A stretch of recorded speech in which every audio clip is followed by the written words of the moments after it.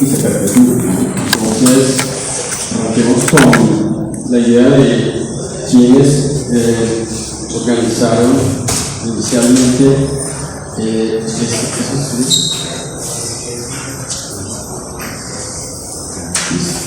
quienes organizaron inicialmente esas ideas. ¿Sí? Recordemos que Oparín Aldán había escrito un libro sobre el origen de la vida. Una cosa muy diferente es establecer cuál es el origen de esto, a decir qué es eso, ¿no? Todos discutimos claramente. O sea, son dos preguntas sustanciales, son dos preguntas supremamente importantes, y en la ciencia siempre buscamos aclarar preguntas, ¿no? Entonces, todo empieza por esa expresión científica que desarrollaron varios investigadores, digamos, el siglo XX, especialmente el siglo XXI ya también, sí. Pero la pregunta entonces surge: ¿qué es la vida? What is life? ¿Sí? Y allí obtenemos varios, digamos, especialistas o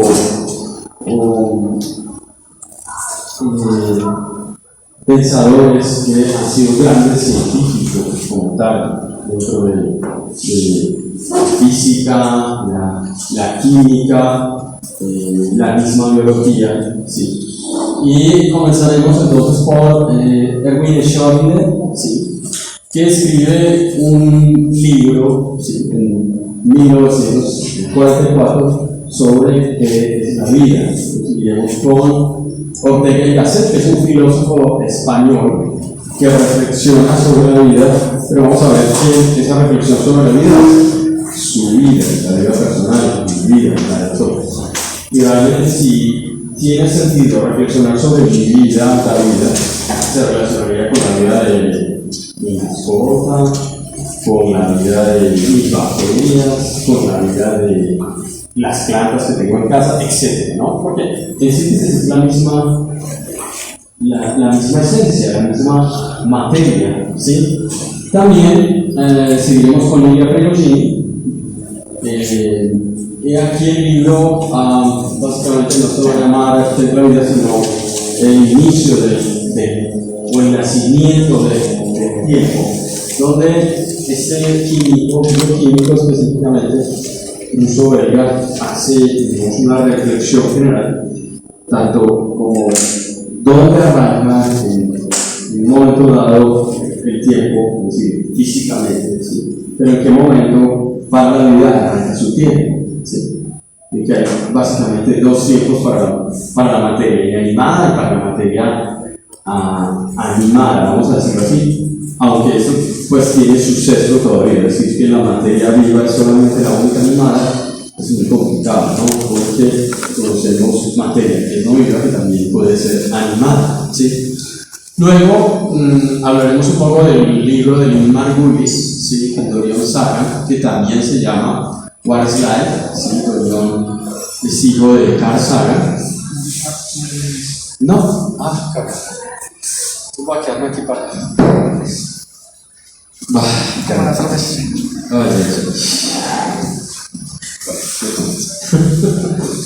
Entonces, Dorian es hijo de Carl Sagan, ¿sí? Margulis fue la primera esposa de Carl Sagan, y se han acompañado en el desarrollo de una gran cantidad de cosas. Una bióloga americana como Lynn Margulis, que tuvo un hijo muy destacado, que es escritor, que es poeta y que ha colaborado con muchos investigadores en el mundo para desarrollar no solo temas, sino libros enteros. Y cerramos con Paul Nurse, ustedes que tanto Nurse como Grigori como Schrödinger ganan el premio Nobel. Son científicos bastante destacados y reflexionan desde sus áreas, desde sus materias. Paul Nurse también es genetista, ¿sí? Ganó el premio Nobel en el 2002. Y el libro más reciente sobre que la vida se escribió en el 2020 por él. recomendado, ¿sí? Ya vamos a ver que hay varios de esos que están, digamos, todavía en venta y todavía se consiguen. Bueno, este es un libro que es casi obligado en muchas áreas de la ciencia. Yo sé que algunos profesores lo ponen a leer, etcétera, sí, en áreas incluso como la física, y bueno, no es fácil de entenderlo, pero sí tiene muchos aspectos relacionados con la física, ya que empieza a hablar, en grosso modo, sobre genes, ¿sí?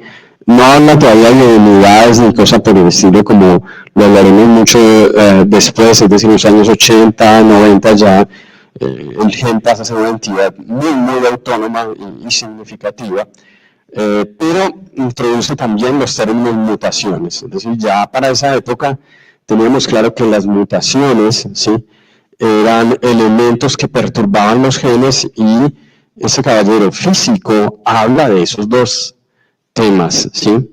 Y luego lo relaciona con un aspecto que incluso posteriormente vamos a ver que otros científicos lo retoman, como es la termodinámica y la materia, cuál es la relación de la vida con esto. Entonces, uno de los aspectos esenciales dentro de las reflexiones de la física general es la teoría del caos, ¿sí?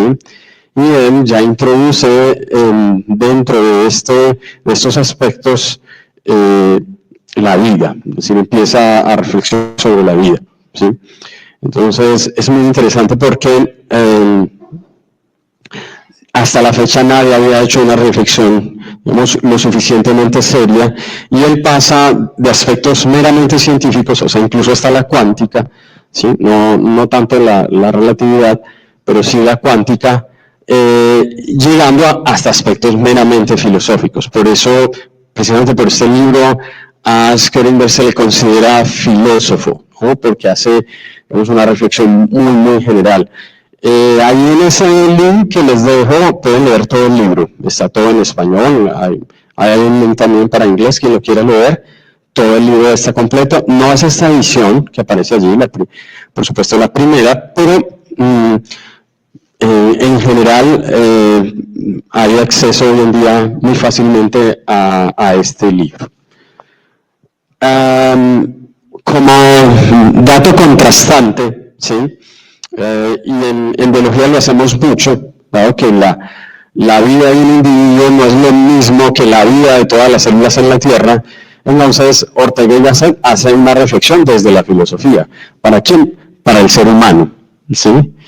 Digamos que excluye todos los demás organismos sobre la Tierra, pero de manera increíble, a pesar de lo que escribe, para mí las reflexiones que él hace las inserta directamente a todos los organismos terrestres.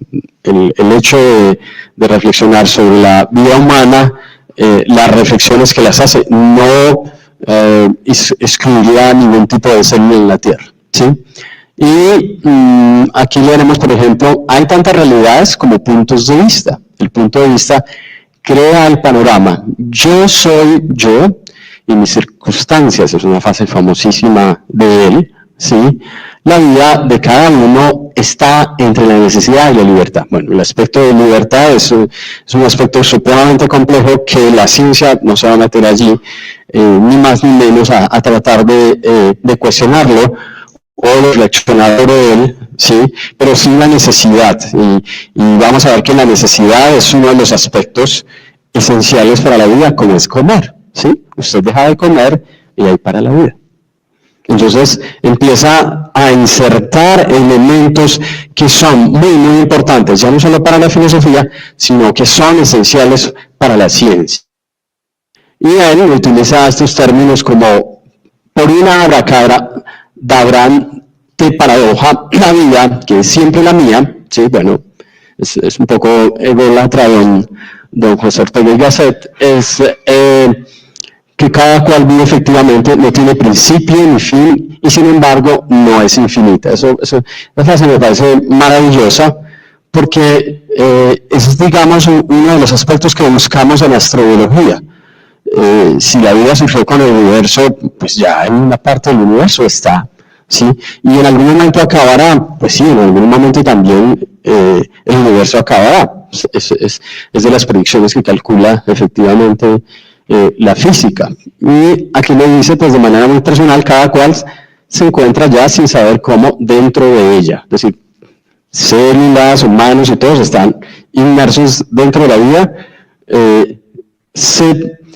sea consciente de su existencia o no, ¿sí? E igualmente, nadie se encuentra en sí mismo fuera de ella, ¿sí? Es decir, por eso hablo de la conciencia. Entonces es un aspecto que es más metafísico, más filosófico, no es tan biológico. Ahí está el link para que lean esas reflexiones sobre la vida y a mí me van a servir muchísimo para el ejercicio que voy a plantear anteriormente.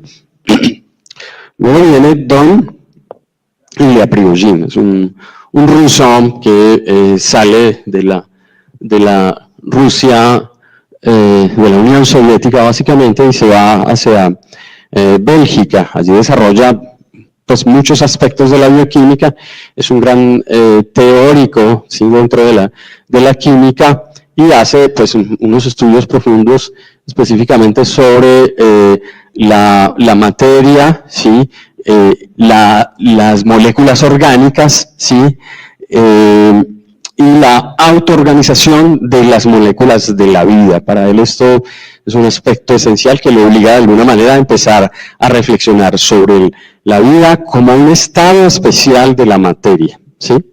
Y allí hay una frase pues que me parece trascendental que dice que la vida es el reino de lo no lineal, ¿sí? En nuestro mundo matemático navegamos sobre ecuaciones lineales y sobre ecuaciones no lineales, ¿sí?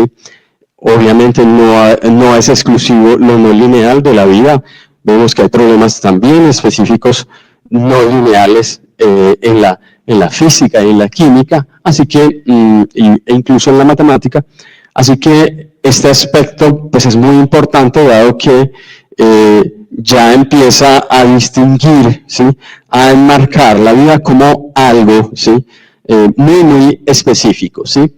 Y los tiempos geológicos, ya que ustedes recuerdan, Don Oparín había escrito bastante sobre el origen de la vida, ¿sí?, Haldane y otros, entonces ya el aspecto entre la comunidad científica navegaba, ¿sí?, y los geólogos que no se quedaban atrás, que acompañaban muchos de sus descubrimientos, contribuyen de alguna manera y de manera esencial a aclarar aspectos también sobre el origen de la vida en la Tierra por la búsqueda y la detección de una gran cantidad de sustancias orgánicas, ¿sí? Después aparecen otros elementos que en la misma geología pues se encuentra de sorpresa, como son huesos y etcétera, pero eso ya es de un tiempo muy posterior, ¿no? No tiene que ver específicamente con el origen de los primeros organismos terrestres.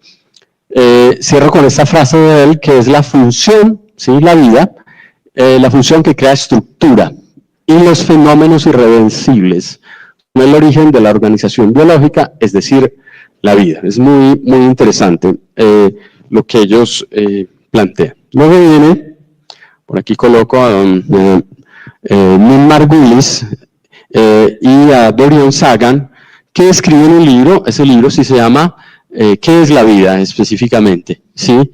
Y hacen, digamos, mucha recopilación de lo que se ha escrito, de las publicaciones que había habido hasta el momento, recapitulando con toda la información de Prigozhin, con toda la información de Schrödinger y con todo lo que había contribuido hasta el momento, digamos, las ciencias puras, geología, física y química. Lynn Margulis es madre de la teoría endosimbiótica. Eso no necesariamente tiene que ver con el origen de la vida, porque sería simplemente el origen de los organismos que tienen organelas y núcleos, ¿sí?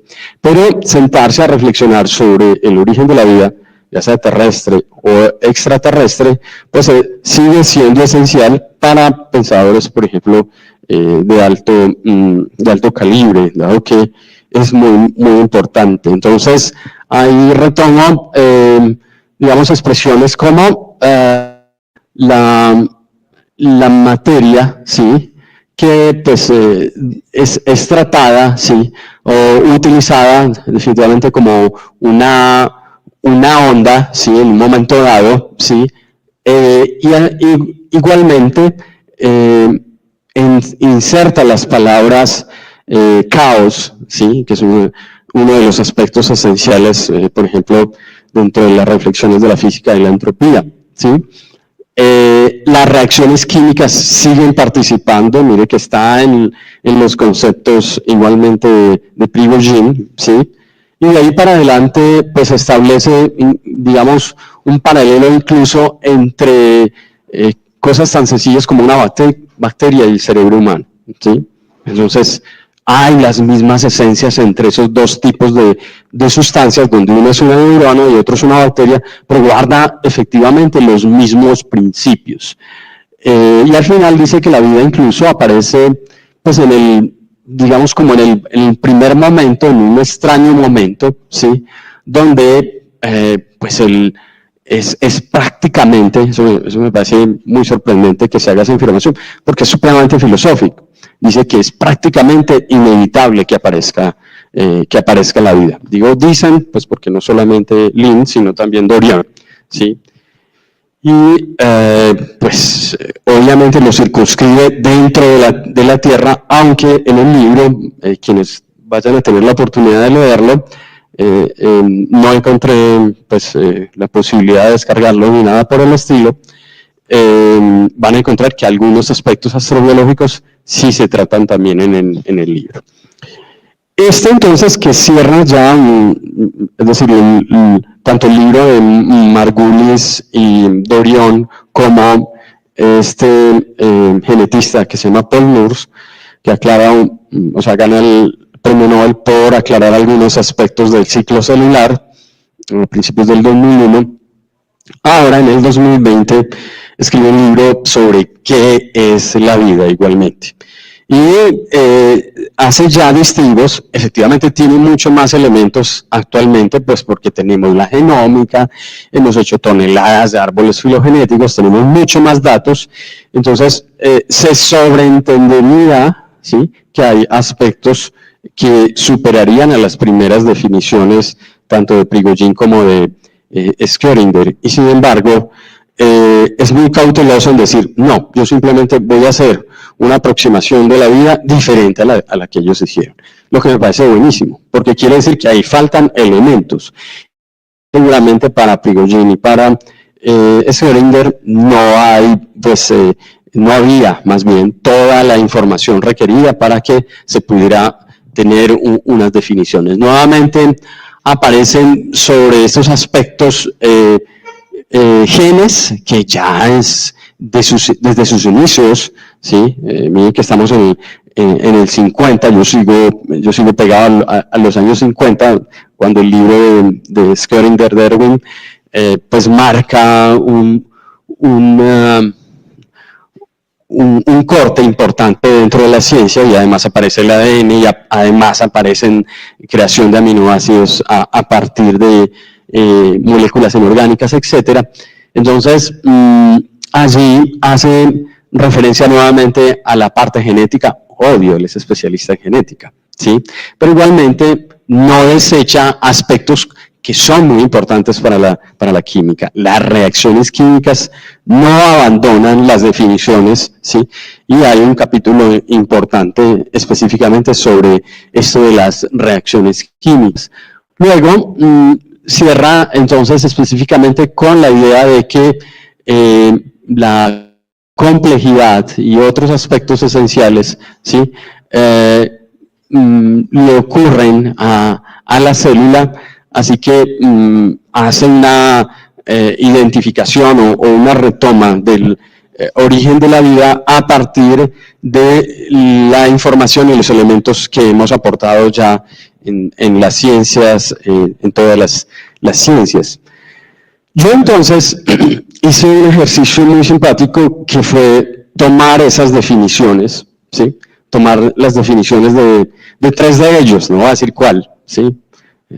Más bien les voy a pedir que hagan incluso, si lo desean, el mismo ejercicio. Y lo llevé a ChatGPT, ¿sí? saqué parte, bueno, un poquito más largo de esas definiciones que tenía allí, que les mostré a ustedes, y las corrí en ChatGPT, ¿sí? Van a decir, no, este Mauricio sí es vago, ¿no? Qué cosa tan horrible, ¿cómo es posible que le ocurra hacer ese tipo de aproximación? Porque no más bien hace una definición de la vida tomando las de los demás. No me creo con la capacidad de hacer una sinopsis tomando las ideas de Prigogine, de Schrödinger o de Nurs para definir lo que es la vida. Primero que todo porque van a ver, eso es lo más maravilloso, es que definir la vida no es una frase. Y ahí en esa trampa cayó nuestros colegas de la NASA, ¿sí? Porque realmente las escuetas definiciones de vida pues nos van digamos, a resumir de una manera no muy completa. Y ese tiene 4 diapositivas que veremos, las leeré, ¿sí? El título que le pone a ese ejercicio es La vida, orden improbable en un universo del caos, ¿sí? Entonces ahí dice, eso lo escribió ChatGPT, eso no lo escribí yo. Dice, la vida es información que se copia, se transforma y persiste. Ahí me voy sacando unas palabras que posteriormente las voy a usar nuevamente en la inteligencia artificial. Esa información está escrita en el ADN, una molécula que que transmite instrucciones con precisión, pero no sin errores. Ahí vuelve a la idea de las mutaciones que mencionemos que don Schrödinger las había utilizado. O sea que usted ya van deduciendo, aquí hay una idea de Schrödinger. Esos errores, las mutaciones, no son fallas, son la semilla del cambio. Eso me parece maravilloso, pues porque yo no lo había pensado de esa manera. El motor de la evolución es muy importante, mutaciones dentro de la evolución. Y hay un aspecto, pues yo no he entrado la palabra evolución. Eso me pareció simpático porque yo no sé por qué la sacó y en las frases que yo le entré, él hace una reconstrucción completa de esas frases, pero yo no le había entrado la palabra evolución. O sea, esa era la trampa que yo le había metido al ejercicio. Y luego cierra con que lo que llamamos genética es la ciencia de esa herencia dinámica, ¿sí? Ahí ya van sospechando también de quién puede ser esa definición. La segunda dice, pero esta historia no se escribe en el vacío, todo lo vivo, ¿sí? Eso de vacío es muy filosófico, ¿sí? Todo lo vivo, células, cuerpos, cerebros, operan dentro de las leyes de la física. Por ahí hablamos de cerebro y células, de Lynn Margulis, entonces ya van sacando ideas también de quienes me aportaron. Más profundas, ¿sí? Entonces, opera dentro de las leyes de la física, incluidas las más profundas, las leyes cuánticas, ¿sí? Enzimas que realizan reacciones imposibles, plantas que aprovechan la luz con eficiencia atómica, proteínas que pliegan según probabilidades, la física cuántica, que no es ajena a la vida, es su aliada secreta. Esa definición me mató, pues, por dicho, más poeta que ChatGPT, no, qué cosa tan horrible. Y luego, en este tercero, sigue construyendo, aún así, lo más asombroso de la vida no es su maquinaria, sino su comportamiento, ¿sí? Palabra que no había entrado nunca dentro de las definiciones, así que me gusta mucho, porque don Prigogine habla mucho del comportamiento, ¿sí? Y otros filósofos incluso también. No sigue caminos lineales, eso ya lo habíamos mencionado, ¿sí? De don Prigogine. No hay trayectorias rectas, sino bifurcaciones, crisis, equilibrios inestables, ¿sí? La vida es un sistema no lineal, constante transición. Eso me parece pues maravilloso porque pues le da mucha fuerza a todo el análisis. Se autorregula, ¿sí? Eso de autorregula para, por ejemplo, es la autorregulación, ¿sí? de las mismas moléculas orgánicas y biológicas. Maturana en sus libros habla de autopoiesis, que es otro término que también es muy, muy interesante dentro de las definiciones de él y Varela, ¿sí? Y luego entonces dice que aparecen y desaparecen órganos, especies, ecosistemas. O sea, está en constante movimiento y en constante transición, ¿sí? algunas duran una fracción de segundo, otras duran millones de años. Esa es otra de las definiciones maravillosas, ¿sí? Y cierro con este primer ejercicio, entonces, dice que aquí aparece una paradoja.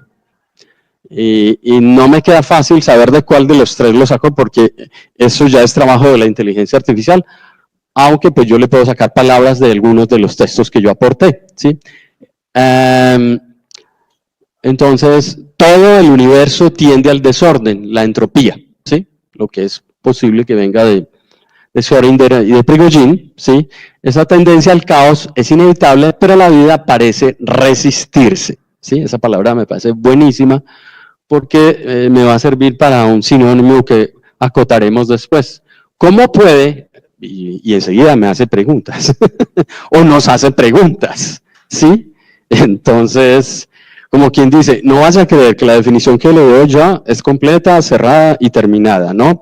O sea, es muy cauto o muy cauta, ¿sí? ¿Cómo de algo tan organizado surgir de un mundo que tiende al desorden? Y esa es una pregunta, pues, que no vamos a contestar aquí, ni la han contestado ninguno de estos egregios científicos. Entonces, al final cierra con que la respuesta es simple y brutal. La vida no viola la entropía, la explota. Eso es maravilloso. Me encanta esa palabra ahí, ¿sí? Es una palabra genial, ¿sí? Toma energía del entorno, ¿sí? Yo no le había incluido la palabra energía por ningún lado, y la convierte en organización temporal, produce orden interno mientras incrementa el desorden externo. Así, una célula que se divide, una planta que crece, un cerebro que piensa, son islas de orden sostenidas por un mar de energía en movimiento. Y cierra, la vida es excepción aparente, ¿sí? En realidad es una consecuencia extrema y afilada de las leyes universales. La palabra afilada, pues, me parece maravillosa, aunque estaba en uno de los autores, llevadas a su límite, una forma en que el universo juega con las probabilidades, la inestabilidad y el tiempo para crear algo que no solo existe, sino que insiste. Así como la palabra explota, la palabra insiste también me dejó muy sorprendido, muy tramado. Entonces yo saqué esas palabras que encontré muy interesantes, las seleccioné: información, transforma, persiste, aliada secreta, comportamiento, bifurcaciones, crisis, equilibrios, fracción de segundo, millones de años, parece resistirse, explota, islas de orden, excepción aparente, consecuencia externa, insiste. Y le metí, ¿sí?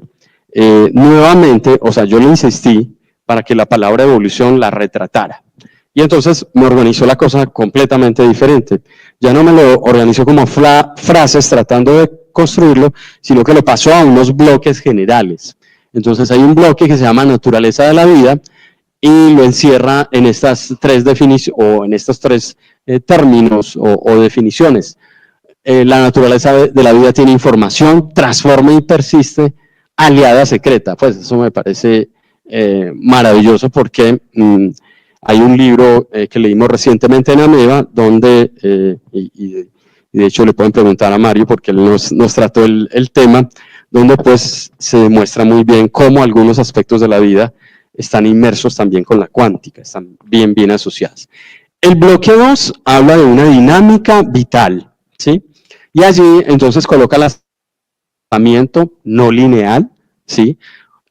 Bifurcaciones, crisis, equilibrios inestables, escalas de tiempo también, fracción de segundos, millones de años. O sea, la circunscribe en un momento dado de la historia del universo. Y el bloque 3 entonces cierra con relación con la entropía. Esto es muy bueno, pues, porque yo no esperaba que lo sacara como un bloque, lo pone en contexto. Entonces habla de parece resistirse al caos, pero en realidad lo explota, crea islas de orden, es una excepción aparente, pero la verdad, una consecuencia extrema de las leyes de la física. Ahí lo deja metido completamente entonces en un asunto físico de la materia, ¿sí? Y la conclusión que saca, ¿sí? Conclusión visual, es que la vida insiste. Mire que desecha una cantidad de cosas y la vida insiste, se parece mucho, vamos a ver que se parece mucho a la evolución. Entonces le metí la palabra evoluciona, ¿sí? Nuevamente, a pesar de que tenía la palabra y que la desecha, y cambió completamente la estructura. De hecho, el título, ¿sí? Lo revolcó completamente. Ahí dice, la vida, insistencia organizada de un universo caótico, ¿sí? Yo no sé si se les ajusta, yo no sé si les gusta, pero pues es lo que está haciendo la máquina, ¿sí? Y allí vuelve y me coloca, en vez de bloques, entonces, vuelve con la naturaleza fundamental, la dinámica no lineal, ¿sí? Y cierra con contra el caos, ¿sí? Entonces ahí trae los términos nuevamente, información, transforma y persiste, aliada secreta, y luego en dinámica no lineal retoma las palabras comportamiento, las de las bifurcaciones, las del tiempo también, ¿sí?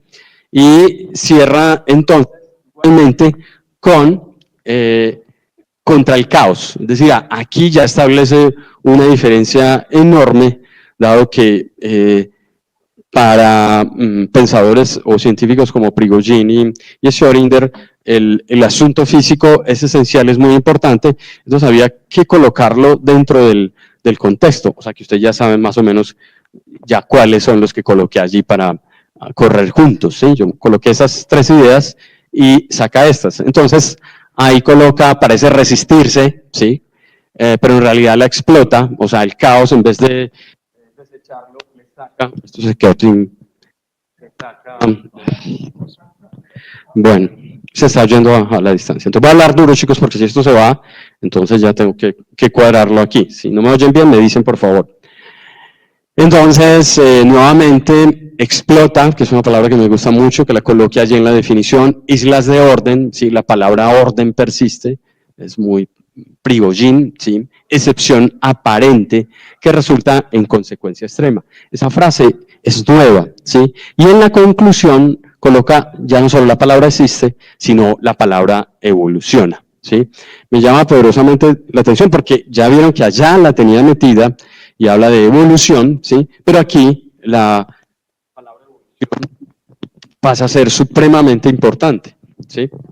Y nuevamente, entonces, yo hago o acoto palabras que no están metidas en las definiciones de estos cinco, ¿sí? De pronto de doña Lynn Margulis y don Paul North, sí, pero no están en las primeras que entré, como la emergencia, la complejidad y la aleatoriedad, ¿sí?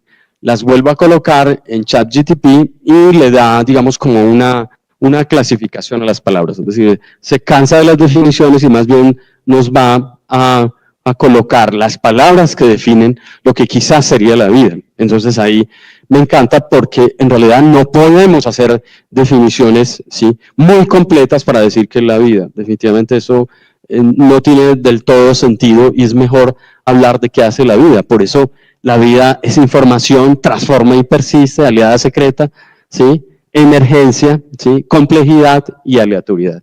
Y entonces yo lo resumí finalmente en el ejercicio de cómo contribuyen, este sí ya es mío, esto no es ChatGPT, lo resumí entonces cómo todas las áreas de la ciencia se encargan de aportar una palabra esencial para la definición de la vida.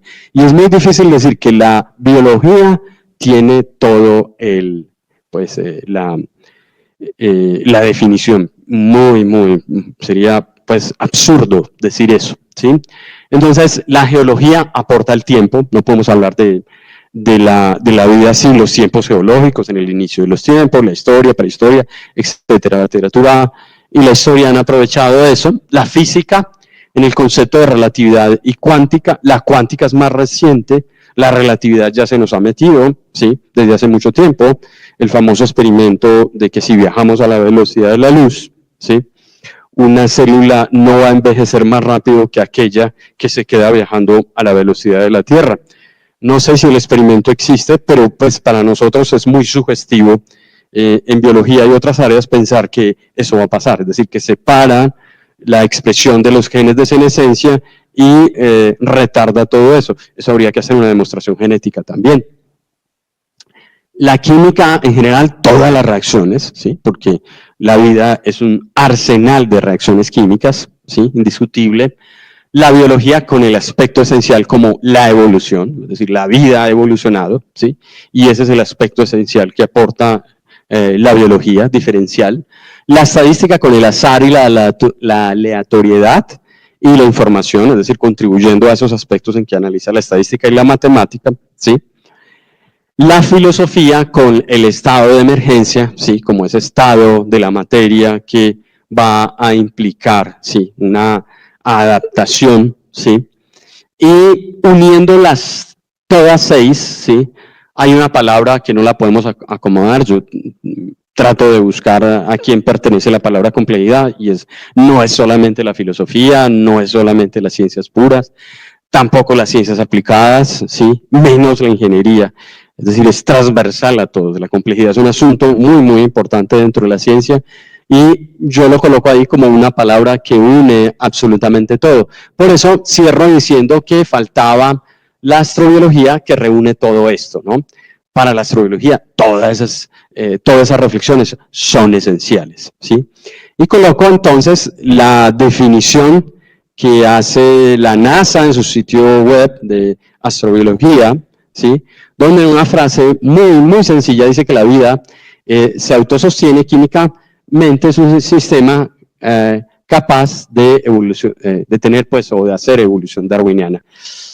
Es terriblemente sesgado todo ese poquito de palabras que coloca allí la NASA, y que pues digamos que trataríamos de organizarlo, porque la evolución, sabemos, no es solo exclusivamente darwiniana. Por supuesto que ya vimos la palabra autoorganización, ¿sí? La palabra química no la podemos sacar de ahí, digamos que utiliza algunos términos esenciales, ¿sí? Pero hay otros que se quedan cortos con respecto a los términos que tenemos allí, ¿sí? Entonces, en el 2010, doña Lynn Margulis ya hace parte, digamos, de un grupo americano que se dedica ya definitivamente a la astrobiología. Doña Lynn Margulis pues murió hace unos cuantos años, pero en esa celebración, en el 2010, se hace pues una celebración de los 50 años de la astrobiología, y nosotros apenas estamos comenzando, ¿sí? 50 años de la astrobiología, ¿sí? Y ella pues participa en esa conferencia, en esa celebración que se hace allí en la NASA. Ella es invitada especial, esa foto corresponde precisamente a ese día, ¿sí? Con esto entonces cierro, ¿sí? Y traigo a colación un filósofo que reflexiona esencialmente sobre la ciencia, sobre la filosofía de la ciencia y sobre su relación, o sea, no hace lo de Ortega y Gasset, solamente es una reflexión específica sobre el ser humano, ¿sí? O algunos entes cercanos, me imagino que mascotas, etcétera, ¿sí? Pero para Karl Popper es muy, muy importante los aspectos esenciales y la forma metodológica que utiliza la ciencia. Entonces es uno de los grandes aportantes de la filosofía de la ciencia en el siglo XX, y que es uno de las frases pues que a mí definitivamente me encantan, lo dice ahí, que dice que toda la vida es resolver problemas, ¿sí? Ahí están todos los términos en la última corrida que yo hice en ChatGPT, y el tamaño prácticamente tiene que ver con una evaluación. Definitivamente el tiempo es algo esencial, ¿sí? No sé por qué coloreó emergencia y complejidad de esa forma, no le dije que lo pusiera de color rojo. Parece que son aspectos que definitivamente ya se tienen que insertar dentro de la definición que es la vida, y si queremos hacer una definición muy completa sobre la vida, estos términos no podrán faltar: relatividad cuántica, reacciones, la evolución, el azar y la aleatoriedad, la información, la emergencia y la complejidad. ¿Quién arma una definición con esas palabras? Tarea para la semana entrante, ¿sí? Bueno, antes de seguir, quiero oír sus opiniones sobre este ejercicio, que me digan, no, definitivamente Mauricio, perdiste el tiempo, etcétera, no sé, quiero oír sus opiniones al respecto. Ahora sí. Ahora, ¿me escuchan? Bueno, entonces, ¿qué opinan de este ejercicio? ¿Qué les parece? ¿Cuál es el libro de, me imagino que para los químicos Ilya Prigogine, para los físicos y astrónomos Schrödinger, para los biólogos Paul Nurse y Margulis? ¿Estarían de acuerdo con todas esas definiciones tan completas y tan exhaustas? ¿O cuál es su opinión? Si hay preguntas también allá en el fondo, las pasamos. ¿Quién sale al ruedo? Se va a tener en cuenta. Ya, muy completo. Wow, ese quiz va a estar súper, ¿sí? Entonces me creyeron todo, pero por favor, ¿cómo así? Si es un ejercicio de ChatGPT, ¿por qué me lo van a creer? ¿Por qué van a creer que esas definiciones son correctas? ¿Ah? ¿Sí? ¿Están bien? ¿Son excelentes? Dicen, no, guarda toda la semántica. Está muy bien construido. Dejémosla. ¿Sí? O sea que ya le podríamos reemplazar al de la NASA y quedaría mucho mejor. Eso es suficiente. O sea, correr una definición sobre la vida ya sería lo suficientemente completo para poder decir, ya tenemos un buen argumento, unos buenos elementos para construir entonces ya y decir qué es la vida. O sea, ya no hay que pensar más, ya sabemos qué es eso. Sí, así de sencillo.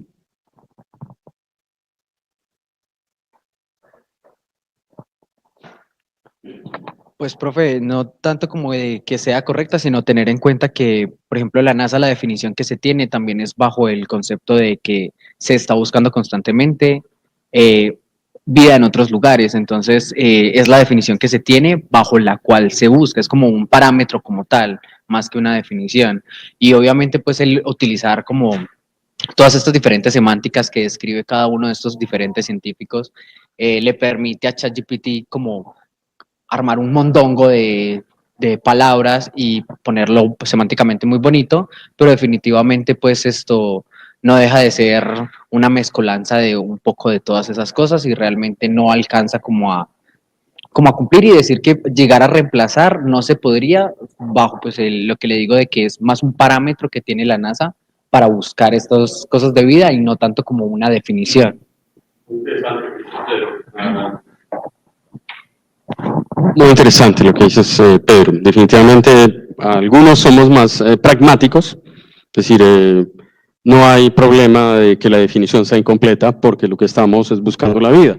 Si en 1.000.000 de años que aparecen, aparentemente ya tendríamos que quizás abandonar el planeta, encontramos vida en muchos más lugares de nuestra Vía Láctea, pues precisamente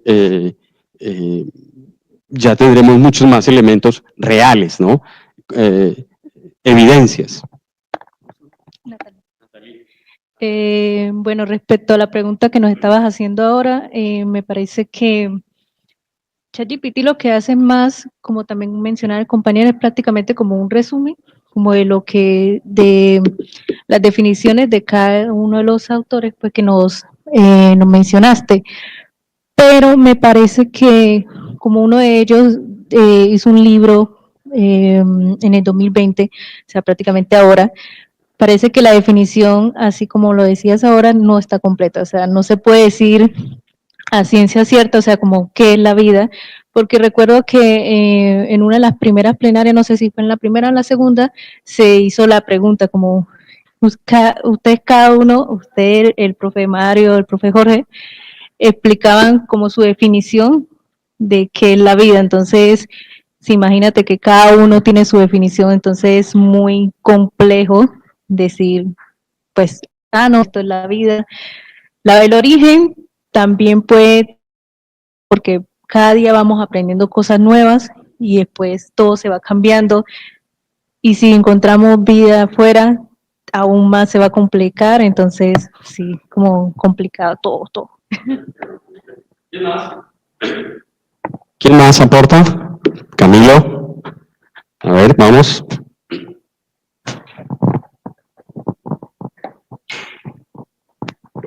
Pues en mi caso me gusta, la verdad no le encuentro problema a la definición, siento que fue un excelente ejercicio porque Pues al final lo que intenta ChatGPT, y bueno, lo que intentamos no es reemplazar la definición solo porque lo hizo una inteligencia artificial y resumió todo, sino que es como condensar todas las ideas en algo que podamos entender. Me gustó lo que dijo Natalie respecto a que, bueno, cada uno tiene su definición. Creo que esto podría ser otra forma de, bueno, no tener una definición quizás, pues eso ya es de cada quien, pero sí tener una forma resumida de compactar tres textos y entender qué es la vida de manera resumida y bueno, así poderse ayudar a entender el concepto.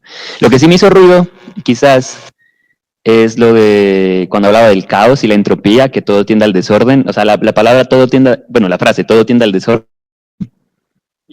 Me hizo ruido. Pues porque, a ver, si somos rigurosos, pues la entropía no es que, no significa exactamente que todo tienda al desorden. Tiene más que ver con los, se me fue, hace ratos que no veo termodinámica. ¿Qué? Con los grados de libertad, es distinto, pero bueno, eso es todo. Epa.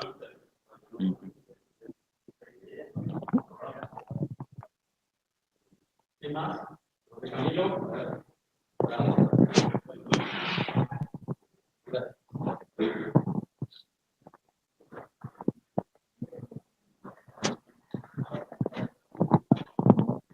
Bueno, a mí algo que se me hizo súper curioso, que también me llamó mucho la atención, que también lo habló mucho el profe, es la parte que dice que explota la energía, como según lo que entendí, para, digamos, utilizarla en beneficio propio. Entonces yo pienso, difiero un poquito en esa parte, para mí no es que explote el entorno energético, sino que más fácil es producto del entorno energético. Se me hace que no es como que tome la energía para su beneficio, sino que más bien sea un resultado del desorden que hay dentro de esa energía externa. Quizás en eso difiere un poco, y algo que, digamos, también tomo de lo que dijeron los compañeros, es lo de la definición de vida, porque, digamos, en la Tierra, si se fuera a dedicar un químico o un biólogo, es un poco más fácil ponerse de acuerdo para definir algo en la Tierra. La cuestión con la astrobiología, a la hora de ir al espacio, es que quizás lo que estamos buscando como vida no sea la definición correcta, porque nos podemos encontrar muchas cosas allá afuera que digamos esto no es vida, pero que si nos ponemos quizás a cambiar las definiciones o a definir otros parámetros, podríamos definir como vida. Entonces también es una pregunta súper interesante a la hora de la astrobiología, y es de qué estamos buscando realmente. Si estamos buscando algo concreto, si nos vamos a ir a investigar a ver qué encontramos, porque posiblemente podemos encontrarnos muchas cosas que actualmente no cataloguemos como vida, pero que en un futuro, cambiando algunas definiciones o moviendo algunos parámetros, podríamos decir, la vida la tuvimos en Marte, la tuvimos en Europa, en la luna de Júpiter, o algunas otras cositas que podemos ver por ahí. Entonces, digamos que para la astrobiología, pienso que es algo un poco más profundo, saber qué es lo que vamos a buscar y cómo lo vamos a definir.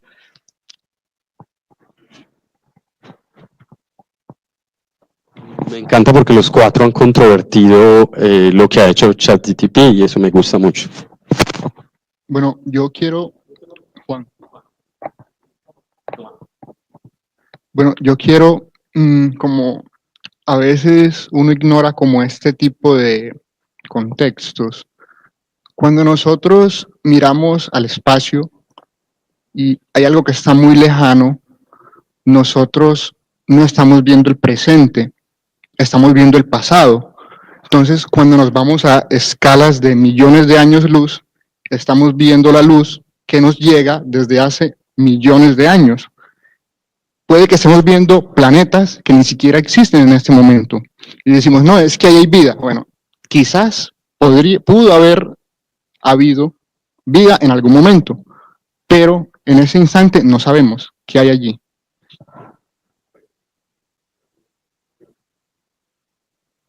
Ya vimos que el tiempo nos mata, que el tiempo nos quita posibilidades.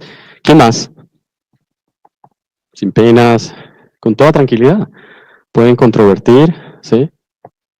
¿Alguna pregunta por allá, Sergio? Bueno, entonces, nos queda claro que el gran problema de las definiciones siempre nos será insuficiente, pero como Jorge nos lo recordó, son importantes. Definitivamente es esencial tener alguna definición para poder hacer un trabajo, para poder hacer una construcción. Camilo y Pedro lo mencionaban, efectivamente, de pronto la frase de la NASA todavía es muy completa, pero para ir en busca de eso, pues yo quiero ir con algo que me construya o que me permita buscar algo que yo ya tengo establecido en la Tierra. Entonces, es muy, muy importante, no inventamos la inteligencia artificial simplemente para reemplazar las dificultades que tenemos actualmente de trabajar, sino también para pensar. Pero obviamente quien definitivamente debe tomar hasta la fecha las grandes decisiones somos nosotros, los seres humanos. Entonces, ahí en el mundo de las definiciones es esencial. Bueno, para que cerremos y terminemos nuestro capítulo de hoy, además de las definiciones de vida, volver a retomar un poco el origen. Pero el origen ya sustentado, basado en qué cosas o en qué espacios o en qué ambientes se encontraba la Tierra para que aparecieran entonces esas películas, ¿sí? No voy a profundizar mucho en esos aspectos, pero sí voy a dejar en claro que el ambiente, ¿sí?, en el cual aparecen esas primeras células no tiene nada que ver actualmente con lo que tenemos como ambiente hoy. Es decir, quizás para esas primeras especies, mire que estoy insertando dos términos nuevos, célula, organismo y especie, y ahí es importante aclararlo porque esa es una historia basada en la biología, ¿sí? Entonces, la Tierra no tenía en su inicio la cantidad de O2 que contiene hoy, ¿sí? Aproximadamente el 20%. Las concentraciones de CO2 no coinciden exactamente, aunque al parecer no han variado mucho, pero no son exactamente las mismas. Y del que menos hablamos, ¿sí?, es del nitrógeno, que incluso lo utilizan algunas células, ¿sí?, y lo aprovechan, ¿sí?, lo toman y vamos a decirlo así, lo respiran, ¿no? Entonces, esa condición fue esencial para el momento de partida de esas primeras células, de esos inicios de la vida, ¿sí? Entonces, no es necesario reflexionar mucho a dónde se originó la vida, pues porque el espacio que tenemos es la Tierra y simplemente busquemos en qué espacios se pueden establecer. Entonces allí no hay mucha dificultad a que en uno de esos, posiblemente, quizás en todos, no lo sabemos, pero sí es cierto que en ese momento existía un mar, ¿sí?, no ha desaparecido, ¿sí?, el agua debió haber estado ahí, ¿sí? Y el agua, entonces, hacía desde ese momento el famoso ciclo del agua, lo que quiere decir que estas primeras células pudieron haber aparecido en la superficie, ¿sí? Pero los movimientos de la Tierra, ¿sí?, las placas tectónicas, los volcanes, los vientos y las mareas, pues llevaban quizás a que aparecieran los primeros ríos. Entonces, ese también pudo haber sido otro espacio. Las nubes pudieron haber sido otro espacio y en la profundidad de las rocas, muy seguramente, algunos microorganismos, ¿sí?, tuvieron la capacidad de resistir y sobrevivir a esas condiciones. Por supuesto, no nos imaginamos a qué condiciones de temperatura, muy extremas seguramente. Y si estaba muy caliente en sus inicios, pasaron posteriormente por una glaciación. Entonces ahí desapareció toda la vida y volvió y empezó un ciclo nuevamente. Hágame la pregunta. ¿Sería que podría pasar algo de esta manera? Que después de haber tanto calor llega un frío enorme y esa vida entonces desaparece completamente. No tengo respuesta para eso. Las teorías en geología, ¿sí?, y en física nos dicen que específicamente quizás muchas especies desaparecieron, pero que unas cuantas, muy pocas, sobrevivieron. Entonces pasaron una gran cantidad de eventos, ¿sí?, climáticos, además de reacciones tanto en el fondo del mar, en la superficie del mar, o quizás en las nubes, ¿sí? Hemos encontrado bacterias en las nubes. Un experimento famoso de la NASA envió un avión a más de 10.000 pies, bueno, incluso mucho más alto, recogió en un filtro, ¿sí?, ese filtro debía estar lo suficientemente esterilizado, no debía haber nada vivo allí, y se recogieron un arsenal de bacterias grandísimos allá a esa altura, ¿qué hacían esas bacterias allí? Estaban vivas, además, ¿sí? Entonces, es increíble, y la teoría de que en las nubes se puede crear la vida, en el mar se puede crear la vida, en los ríos se puede crear la vida, ¿sí? En las fumarolas del fondo marino, al lado de los volcanes. Bueno, ese es el espacio, ¿sí? Algunas, digamos, imágenes de algunos dibujantes que imaginan quizás cómo debió haber sido. Enseguida hablo de, ¿sí? De don Patrick Forter, pero esta es una de los posibles escenarios, ¿sí? Ahí hay un escenario posible. Creo que si uno va en este momento a Hawái y se acerca a estos volcanes que están en erupción, el paisaje no difiere mucho. Es decir, la lava sigue saliendo después de 4.000 millones de años, ¿sí? Este es mucho más agradable, pero el volcán que está ahí, el agua, los estromatolitos, etcétera, pues diría, no, es como más sobrevivible, ¿no? Más llevable, ¿sí? ¿Quién sabe qué temperatura estaba haciendo ahí? ¿Sí? Pues porque los paisajes son supremamente bellos. Ahí el artista dibuja los estromatolitos, ¿sí? Y crecen pues al borde del mar, quizás al borde de un río. Habían ríos muchos más años, cuando yo, más anchos, mucho más grandes. Cuando recibí mi curso de geología, a mí me quedó quedé muy sorprendido, porque bajamos con el profesor al Valle del Magdalena. Allá hay unas formaciones grandísimas, rocosas, que pues se levantan más o menos de unos 350 metros de altura, y se supone que todo el agua del río Magdalena, que pues en ese lugar de Girardot más o menos hasta casi Puerto Triunfo, sí, el río tenía pues ya no 10 kilómetros, sino 30 y 40 kilómetros, ¿no? Lo que es, por ejemplo, hoy en día ríos como el Orinoco, etcétera, y otros más, ¿sí? Entonces, este es un paisaje, ¿sí? Uno de los tantos paisajes, uno de los escenarios donde la geología, ¿sí? Tomando evidencia, tomando muestras, viendo qué tipos de roca, ¿sí? Haciendo estudios con radioactividad, han determinado entonces muy posiblemente qué concentración tenían los gases en ese momento, qué características tenían las piedras. Las rocas nos guardan gases de ese entorno. Entonces, tenemos mucha evidencia actualmente para poder hacer un paisaje de este tipo, ¿sí? Y allí, pues entonces, los primeros, que son los que llevan más tiempo, ¿sí? Que aparecen allá en su imagen a la izquierda, donde vemos bacterias y arqueas, pues ahí tenemos un tiempo de casi 3.800 millones de años, ¿sí? Ahí se va a desarrollar quizás el primer organismo, ¿sí? O los primeros organismos, porque pues aquí también tenemos un problema, y es que LUCA no sería una célula única, ¿sí? Sino que quizás serían varias. Ahorita lo analizamos más concretamente. Voy a volverme a don Forter, que es una de las personas que contribuye a las reflexiones actuales sobre LUCA. Tienen un congreso en Europa que es de LUCA, específicamente un congreso mundial sobre las Common Ancestor, Universal Common Ancestor, y ya es un grupo supremamente consolidados actualmente que trabajan solo en esta área. Eso es pues muy interesante, pues porque no conozco un grupo todavía en Colombia que trabaje solo en LUCA, ¿no? Invitación para ustedes, chicos, ¿sí?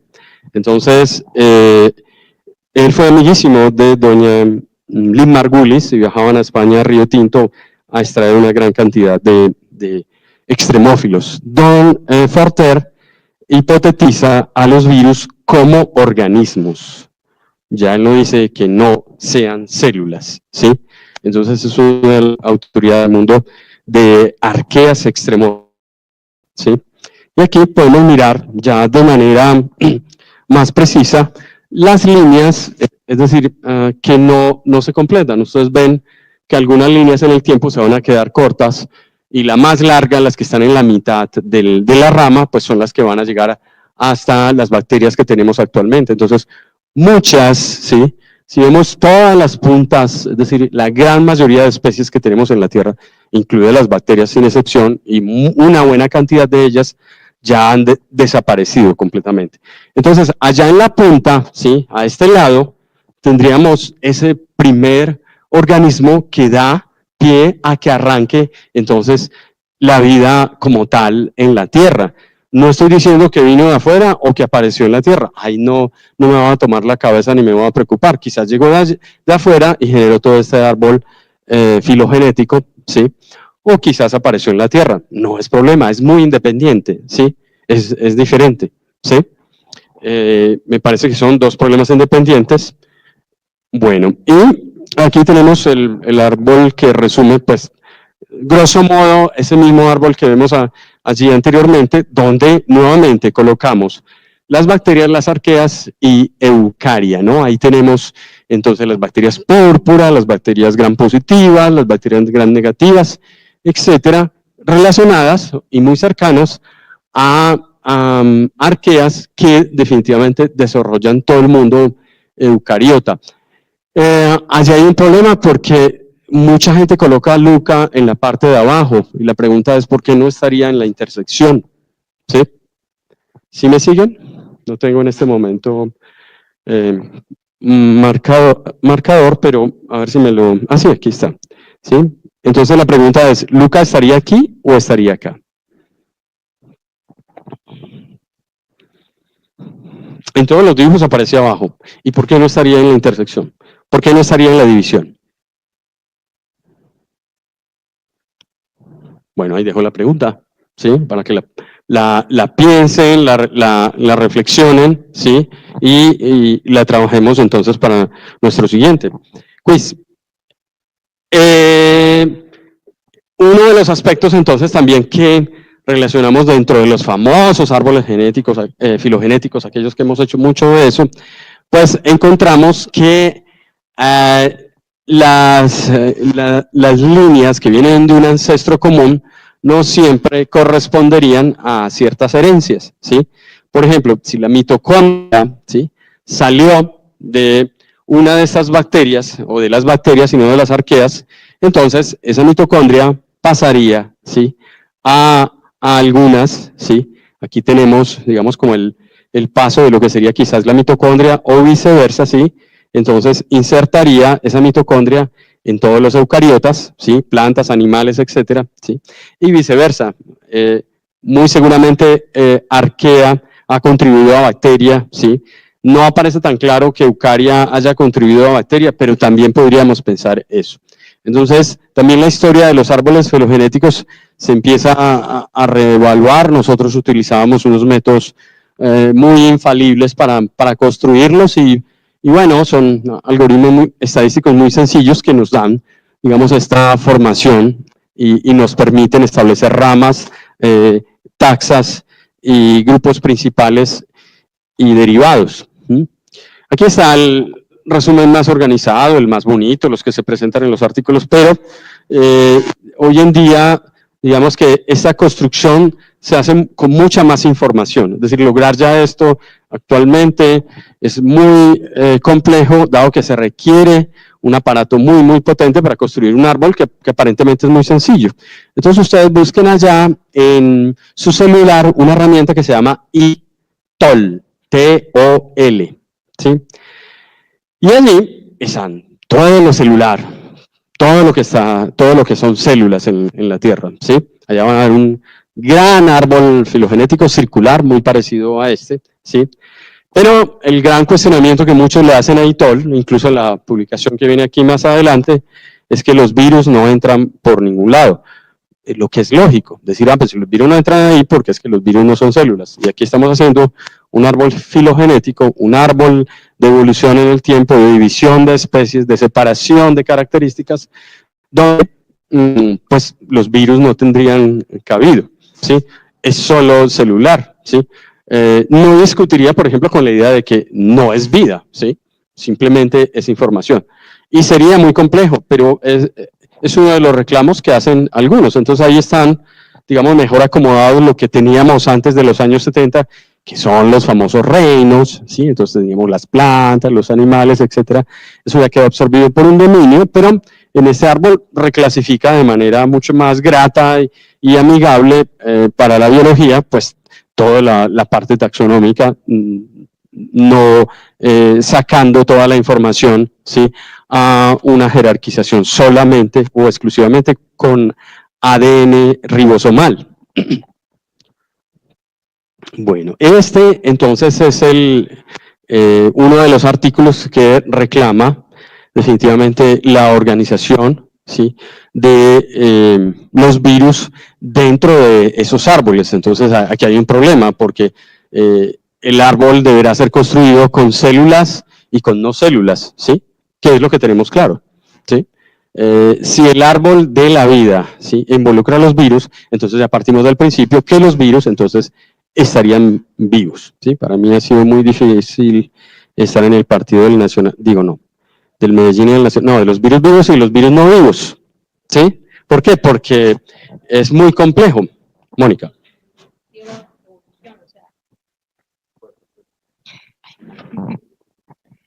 Pues digamos pues que los virus no son células, pero los virus dieron evolución, o sea, diversificaron todo lo que fue el árbol de la vida y gracias a ellos hay evolución, digamos así, por estar en todos los tres dominios del árbol.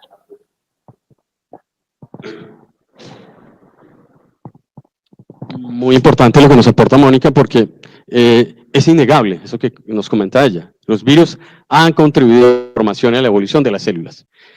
Entonces, ¿cómo sacar a aquellos entes que han contribuido a la evolución y a la organización de esas células?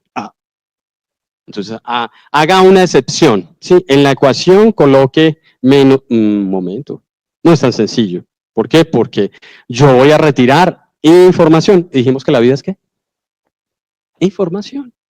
Entonces, ¿hasta dónde nuestros árboles filogenéticos, nuestra construcción de la teoría misma de la vida, está involucrando toda la información disponible actualmente? No tenemos la super máquina, esperemos los computadores cuánticos y no sé qué más cosas, para seguramente empezar a enlazar toda esa información. Pero aquí hablan de incluso de unos ancestros, entonces la base no vuelve a ser.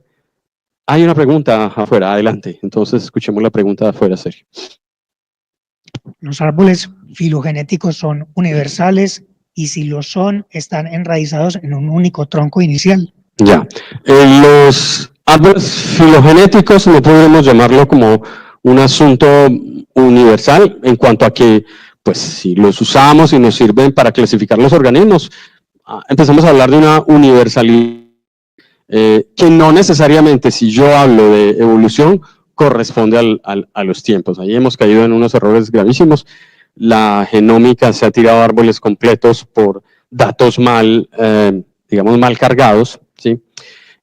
Los árboles filogenéticos siguen siendo una gran hipótesis para nosotros, son muy importantes, son esenciales, nos permite entonces establecer cómo algunas especies han aparecido en la Tierra y otras han desaparecido, cómo se mantienen, etcétera, identificar nuevas y ponerlas en ese famoso árbol. Pero no hablamos todavía de algo, ¿sí?, generalizado y súper válido, quizás faltan elementos para poder validar completamente toda esta información.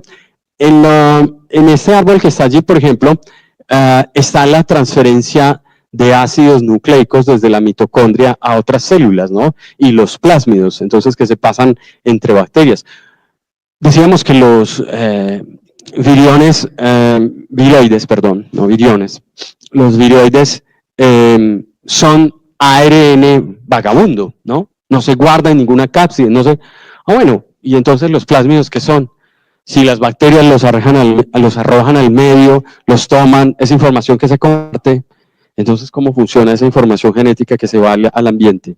Por eso lo decíamos en la clase pasada, sería muy difícil decir solamente que la información de la célula es la única que guarda en el interior. Ya vimos que los virus, los plásmidos, ¿sí?, y otros entes, ¿sí?, que colaboran con el genoma de las células, no están guardados todo el tiempo dentro de las células. Hay que nuestra información de la célula herméticamente cerrada, ese ya es un error. Y eso que viene de la termodinámica, mírenlo ustedes, ¿sí? Es muy importante para la termodinámica el sistema cerrado, ¿sí? Pero la célula no es un sistema cerrado, como el experimento de la primera ley de la termodinámica, ¿sí? Pedro. Profe, pues más que una pregunta es como algo de lo que mencionaba Nat y usted con respecto a los virus, que pues ellos ayudaron como a todo este proceso de evolución y me quedé ahí como pensando, y pues no sé hasta qué punto uno podría como a partir de eso uno poder querer introducirlo ahí, porque entonces también los estrematolitos también deberían venir como en este árbol filogenético, porque al fin de cuentas también fueron información o pues contuvieron la información que al fin de cuentas terminó dando pie a la creación de células en algún momento. Entonces, lo que yo pensaba como una analogía, ¿no? Porque pues el carpintero es la persona, no el martillo. El martillo es la herramienta con la que él trabaja. Entonces, es más como esa información que sería nuestra herramienta o la herramienta que utilizaron esas células primigenias para poder trabajar sobre lo que ya se estaba haciendo pues como ahí. Entonces, más que como, sí, información o un ser. Te recomiendo el libro de Inicio del Tiempo, pues El origen del tiempo de Prigogine, ¿sí? Él hace esas reflexiones allí, ¿sí? Es maravilloso porque él no valora tanto la composición como la función. Entonces, puede tener lo que sea, pero ¿cómo funciona? Y hay muchas cosas dentro de la célula que dejan de funcionar. Entonces decimos, hacemos árboles con cosas que muchas veces no funcionan. Sí, los intrones, sí. Y eso sirve, sí. Entonces tenemos que ponerle una actividad, decir, ¿eso por qué se convirtió en intrón? Y no se expresa, entonces a ver qué significado tiene. Y vienen nuevamente las preguntas para poder decir, bueno, entonces, ¿qué papel está desarrollando ahí? Las proteínas muchas veces tienen pedazos dentro de sus estructuras que son inservibles y sin embargo hacen funciones maravillosas. Entonces, ¿qué es lo esencial que tenemos que guardar? ¿Sí? Y hemos construido cientos de árboles a partir de eso. Entonces, uno de esos precisamente, donde colocamos a Luca allá en la base, ¿sí? En el inicio, ¿sí? Otros ya hacen reflexiones y decir, quizás Luca no fue el primero, ¿sí? Debieron haber existido otros que dieron origen a ese primer organismo, muy seguramente una bacteria, eso sí ya lo empezamos a aceptar actualmente, que es posible que sea algo muy, muy bacteriano, ¿sí? Y que quizás algo previo a Luca, como Fuca, ¿sí? Que es first, ¿sí? Universal, ¿sí? Entonces, habría que decir, hubo un primero, pero después un Luca, ¿sí? Y es lógico porque ahí pues no desecha ni uno ni otro. Y se acomoda. Alguien podría decir, no, pero pues qué tan comodones, ¿no? Sí, chévere, pero es que tenemos información de proteínas, tenemos información de ADN, tenemos información de una gran cantidad de funciones que no hemos podido insertar dentro de muchos de los árboles que tenemos actualmente. Eso en su diversión, en su momento, hace más o menos 20 años, alguien le llamó y dice, no, pues eso está ahí, eso es de demás, llamémosle, pongámosle ADN basura. Hay problema, ¿sí? Ustedes se han dado cuenta el gran problema que tiene el Big Bang, ¿no? Que no está hablando de una banda de jazz, pero mi hija lo confundió así. Un Big Bang, ¿sí? No es una banda de jazz, sino que precisamente es algo que es supremamente esencial dentro de la física y que nos sirve para inspirar todas las ciencias físicas y toda la astronomía y toda la astrofísica, etcétera, ¿sí? Y no solamente nos cuenta una historia, sino que nos lleva hacia futuro diciendo es que el universo se está expandiendo, ¿sí? Y si el universo está expandiendo, entonces apague y vámonos, ¿sí? O sea, esta cosa no es tan estática ni tan estable, etcétera. Así entonces, miren que hay unas células ancestro que desaparecieron, que no serían Luca, ¿sí? Y que muchas de ellas, que está dentro de la lógica de la misma vida, muchas especies desaparecieron. Entonces, ¿por qué yo voy a inventarme algo tan ideal en decir que fue ese solamente organismo que creó todos los demás? Eso es demasiado ideal, ¿sí? Parece casi religioso. Sí, es muy bonito. Suena muy agradable a los oídos, pero definitivamente no se acomoda, ¿sí? A los datos entonces que tendríamos que seguir buscando. Y ahí vuelvo y calgo entonces en este árbol, ¿sí? Que son quizás los árboles que empecemos a construir a futuro, ¿sí? Y donde quizás tal vez insertemos la información de los virus como tal, los viroides, no sé, no me atrevería a especular, pero el ser humano es muy inquieto, ¿sí? Tiene vida. Entonces ese es el problema, ¿sí? No se queda quieto, y esa es la característica principal de la vida, que no se queda, ¿sí? Que no se conforma, que no, ¿sí? Entonces somos la personificación más, digamos, más alta, ahí sí no lo digo con modestia, dentro de lo que sería la misma vida. ¿Por qué? Porque siempre estamos haciéndonos preguntas, no nos conformamos con la primera respuesta. Entonces, volvemos a retomar el artículo de Cavalier-Smith, donde esos organismos que estaban allí, ¿sí? Fueron los primeros, ¿sí? Fueron los que están en la parte de abajo, ¿sí? Los que hicieron fotosíntesis y luego dieron o generaron la fosforilación oxidativa que produjo más ATP, hasta aparecer las arqueas, ¿sí? Pero ¿cómo fue ese primer ambiente donde estaban estas bacterias, ¿sí? Ahí hay mucha información donde la geología y la biología deben empezar a entablar, digamos, un enlace muy estrecho. Ya lo hacemos, pero no es tan sencillo, no es tan sencillo acceder a una gran cantidad de información en el ambiente, no es tan fácil secuenciar cientos y cientos de genomas que tenemos en la Tierra y luego poner eso en conjunto, ¿sí? Es un trabajo muy grande de un equipo pues muy completo, y ya sabemos, todo eso requiere dinero. Este es precisamente del Instituto de Crick, allí en Londres, donde Paul Nurse es el director de ese instituto, ¿sí? Y ese dibujo sale de ahí, ese dibujo es de ellos, donde hablan precisamente, pues, en el ciclo de Krebs, algunas de estas sustancias que aparecieron, ¿sí? Seguramente estaban en relación, ¿sí? Con afloraciones volcánicas, con las profundidades del mar, o cercanas a ríos muy calientes, etcétera, donde se formarían estos compuestos que los podemos, y que algunos de ellos los encontramos en el experimento de Miller, ¿sí? Citrato, por ejemplo, ¿sí? Otros como el succinato, el malato, el fumarato, que hacen entonces parte del famoso ciclo de Krebs y que tiene una molécula central, la acetilcoenzima A, ¿sí? Si nosotros llegásemos a encontrar esa molécula dentro de los virus, podríamos dar por tumbado la idea de que los virus entonces no son vida o no son célula, pero no, hasta allá no hemos llegado y no creo que vaya a pasar en algún momento dado. Entonces, este es el paisaje, digamos, dejé había muchas más fotos, ustedes pueden buscar quizás los paisajes dibujados con información, y que ya los pueden hacer por inteligencia artificial, ¿cierto que sí? ¿O no? ¿Quién ha ensayado? Se puede meter mucha información, ¿sí? Y con toda esa información es lo que estamos haciendo actualmente, ¿sí? Estamos imaginando paisajes, ¿sí? En donde ponemos temperatura, en donde ponemos muchas cosas. Camilo nos expuso un artículo maravilloso en Ameba, en donde prácticamente se hace eso, y es un poco el trabajo de lo que tenemos que hacer en astrobiología también, ¿sí? Es decir, de empezar a modelar, ¿sí? Y mirar si nos va a coincidir o va a traer información lo suficientemente pues, robusta, lo suficientemente buena. No siempre la podremos cotejar, ese es uno de los grandes problemas, pero ahí tenemos las cianobacterias, ¿sí? Esta es una de las bacterias que existen actualmente, que se le ha encontrado incluso a los estromatolitos actuales, de los que están en Australia. Pues no vamos a sacar nunca unas células de este tipo.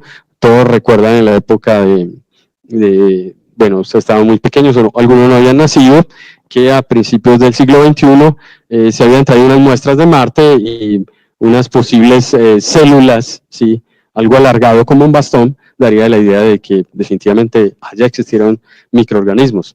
Total error, ¿sí? O sea, esas estructuras se pueden formar de muy diferentes orígenes químicos y pueden hacer algo muy parecido a eso. Entonces, dentro de estos estromatolitos, que son los más antiguos en Australia, que se han medido con carbono 14 la antigüedad, allí ya no hay ningún resto de bacteria fosilizada. Desgraciadamente, ¿sí? Para nosotros en el mundo de la microbiología no tenemos fósiles, ¿sí? Salvo los que encontramos en la Antártida, en el mundo frío, en el lago Vostok, etcétera, muy reciente, muy, ¿sí? Muy cercano, ¿sí? O sea, 2.500 millones de años para las bacterias están, digamos, negados. Pero en ese tiempo o posteriormente muchos organismos ya se desarrollaron de manera pluricelular. Las mitocondrias entonces dieron paso también con los cloroplastos a las primeras células con organelas y increíblemente hace más o menos 1.000 millones de años, muy para acá, ya tenemos restos fósiles de algunos de estos, de plantas y de animales que nos permiten datar, de establecer las diferencias de que la vida ha venido cambiando, ha venido transformando, evoluciona, explota, ¿sí? Y desaparece también. Con esto terminamos, chicos. Espero preguntas adicionales, ¿sí? Y recordemos que tenemos quiz el próximo martes.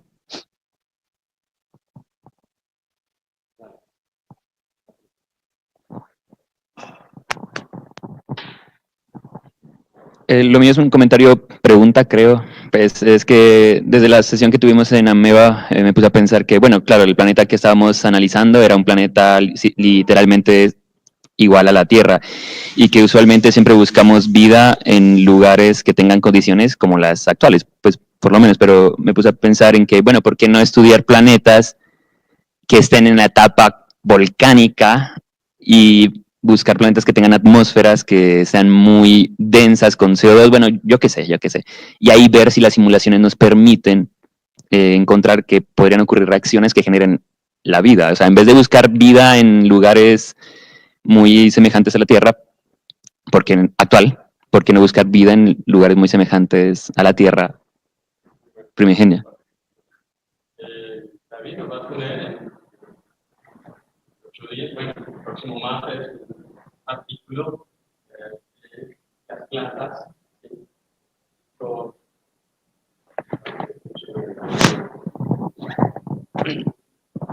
Decía Camilo que sí, tienes mucha razón en que es muy importante que tengamos pues esa analogía, ¿no? Algo más comparable. Si a un origen de la Tierra fue así, entonces ¿por qué no buscamos ese origen, no? Obvio, son cosas que todavía nos desbordan, ¿sí? Pero sí, es muy razonable lo que está diciendo. Entonces decía que su compañero va a exponer el próximo martes un artículo sobre botánica, sí, a nivel planetario. Entonces, no se lo pierdan, ¿sí? Va a ser muy chévere. Ya leí yo una buena parte y es muy interesante, lo que casa un poco con tu comentario, ¿no? Es decir, vamos a ver que más adelante, tanto Jorge como Mario van a hablar de biosignatures, ¿sí? Entonces, ¿cuáles serían las más posibles, las más probables, las más detectables, ¿cierto? Ahí tenemos un problema, porque entonces, ¿qué es lo detectable? Pero sí es cierto lo que tú dices, Camilo, es decir, la actividad volcánica es más fácil detectable. Claro, de ese lado nos dio esa evidencia, ¿sí? Está aquí muy cerca y espera si me equivoco, ¿no es Io o Ganímedes, que también tiene volcanes? ¿Cuál de los dos? Io, ¿cierto? Sí, tiene volcanes, entonces, y pues bueno, entonces hay una actividad quizás de tectónica de placas o de movimientos internos mucho más fuertes que daría otro tipo de moléculas. ¿Quién más? ¿Alguna pregunta en la distancia? Pedro. Bueno, esto se sale un poco como del tema, pero es como para curiosidad a ver su opinión, pues ya como científico, y es que ya que veo que utilizamos pues la herramienta de ChatGPT para construir como toda la narrativa de la clase de hoy, también me surgía como un poco la duda de hasta qué punto podemos flexionar esa definición de vida en algún momento en el que sí se lleguen a demostrar ciertas cosas. Entonces recuerdo hace mucho tiempo haber leído que hay como una teoría, una especulación pues conspiranoica, básicamente en la que dice que en el momento en el que el ser humano sea capaz de simular la vida computacionalmente tal cual como la conocemos, vamos a demostrar que somos una simulación computacional, porque es más probable ser una de las infinitas simulaciones, porque si nosotros simulamos vida tal cual como somos nosotros, ellos pueden hacer lo mismo. Entonces es más probable que seamos una simulación computacional que seamos el original, ¿sí o qué? En caso de que, digamos, pudiéramos lograr eso, ¿considera usted que tendríamos que abarcar dentro de lo que es la definición de vida, por ejemplo, las inteligencias artificiales, todas esas cosas que utilizan, pues, como, digamos, un smartphone, que utiliza todos estos mecanismos de procesamiento, y ya sabiendo que, pues, matemáticamente y simulando mediante computador podríamos demostrar que somos una simulación, podría entrar, pues, como estas cosas dentro de la definición de vida? Bueno, a mí me gustaría que Ortega y Gasset y Popper estuvieran vivos, porque pues nos inspiraría mucho en ese aspecto, ¿sí? No, ya no nos acompañan. Pero hay nuevos filósofos que nos han ayudado en ese sentido, que han reflexionado específicamente hacia imaginar si la inteligencia artificial, por ejemplo, nos va a aportar o nos va a quitar o a competir con nosotros o vamos a vivir con ella, ¿sí? Por el resto de nuestra historia, ¿sí? Entonces, estamos en un punto de corte, estamos en un punto de quiebre que es esencial, ¿sí? Es decir, la ciencia ha encontrado una cantidad de cosas maravillosas, hemos empleado la tecnología a límites no imaginados, pero esa misma tecnología pues nos va a poner una barrera de aquí en adelante que depende de nosotros, ¿sí? Si dejamos que ella, ¿sí? Sea lo suficientemente autónoma como para decidir por nosotros, ¿sí? Entonces, no me gusta mucho tener la definición de vida de ChatGPT, ¿ven? ¿Por qué? Porque esa no es una definición humana. Pero alguien diría, no, pues es una organización semántica, ¿sí? Es decir, pone palabras de manera lógica, las ensambla. Desde ese punto de vista, pues es mucho más grato y agradable tener una definición. Yo sé que de aquí en adelante todos ustedes van a empezar a usar más ya ChatGPT y yo lo uso para cosas supremamente esenciales, donde me aclare cosas que no recordaba, cosas que no sabía, cosas que sobre las mismas definiciones prácticamente me quedaban guardadas. Eso es maravilloso. Yo hubiera querido vivir en una generación como las que ustedes viven, donde podía construir de manera semántica una gran cantidad de información. Pero no hay excusa. O sea, estoy con ustedes en la misma generación. Es decir, podemos construir información a partir de eso, ¿sí? Se me escapa el nombre de él, es un filósofo coreano-alemán. Bueno, no lo tengo en cabeza, pero se los anexo ahí en las diapositivas, que hace una reflexión, pues, cómo estamos viviendo en este momento la sociedad, ¿sí? ¿Cómo estamos? ¿Sí? Entonces, queremos información, ¿sí? Tenemos que tener información, hay que definir vida, ¿y por qué?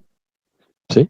Entonces hay una cantidad de cosas que nos impone el medio, ¿sí? Que nos presiona, y en ciencia pues también arrastramos ese terrible lastre, ¿no? Si no buscas plata, desapareces, por ejemplo.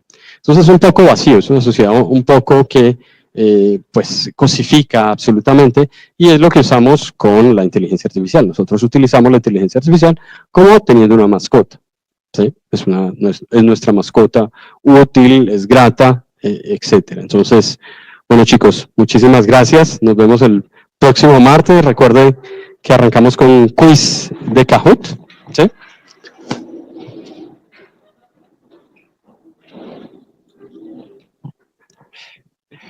¿Cómo salió?